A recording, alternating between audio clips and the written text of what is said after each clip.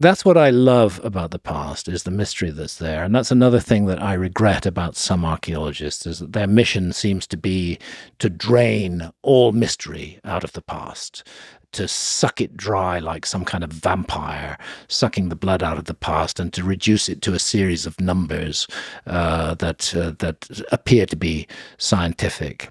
I think that's most unfortunate. The past is deeply mysterious. The whole story of life on Earth is deeply mysterious. There's just all these mysteries around the Giza Plateau, and I just wish that archaeologists would be more open to those mysteries, you know, rather than just slapping them down. Yeah, And trying to drive people away from it.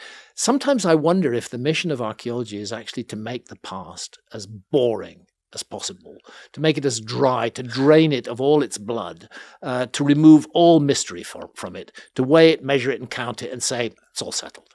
right. And we're never going to be all settled on the past. No. Never.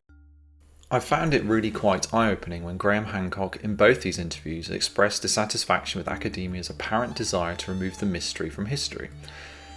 He effectively called them killjoys, and I can follow the logic. Very few academics give his ideas any space. Given that he must be so proud of his work and apparent discoveries, it must genuinely have been difficult over time for him for them to have been so firmly rejected. I also understand the fun of mystery, the speculation, the possibilities. It's tantalising.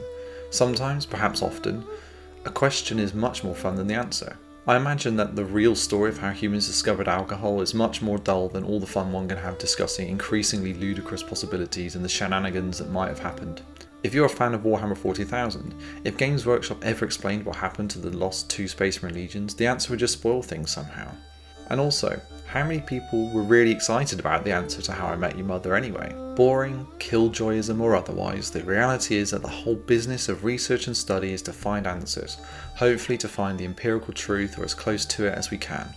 In the process of that, it is of course possible we may stir up new mysteries and raise new questions, which is part of both the fun and the frustrations, but ultimately the goal is to find the truth. And so I can't help but find myself asking, how can I trust someone's hypotheses, theories, or claims if on some level they aren't searching for the truth, or at the very least can't accept answers they see as closing the book on something, or what they deem as boring?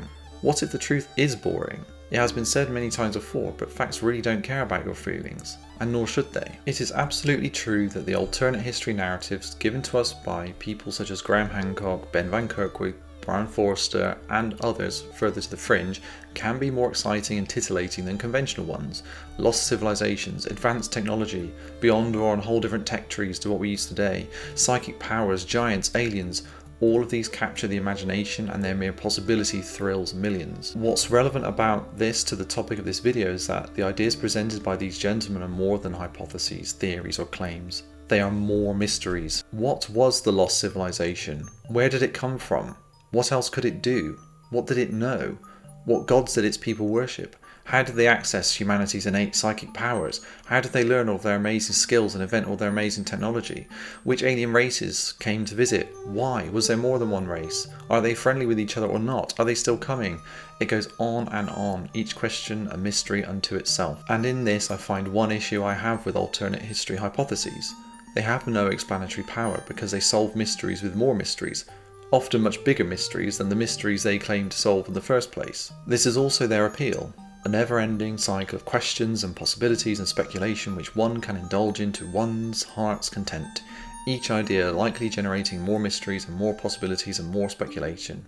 Speaking cynically, it means you can never finish making videos, finish making podcast appearances, finish writing books. To be clear though, I don't believe anyone I've mentioned or anyone else does this, but it's an exploit someone could use if they so wished, and the talking points, big stones, vast distances, precision, fine details are easy for anyone to remember and push. That aside, honestly for me, I've kind of grown tired of speculation. Whether the subject be aliens or ancient history or some blend of the two, technically anything is possible, at least to me with my limited knowledge. The speculation, as far as I can tell, solves nothing and gets us nowhere nearer to the truth. And isn't that what we're supposed to be looking for?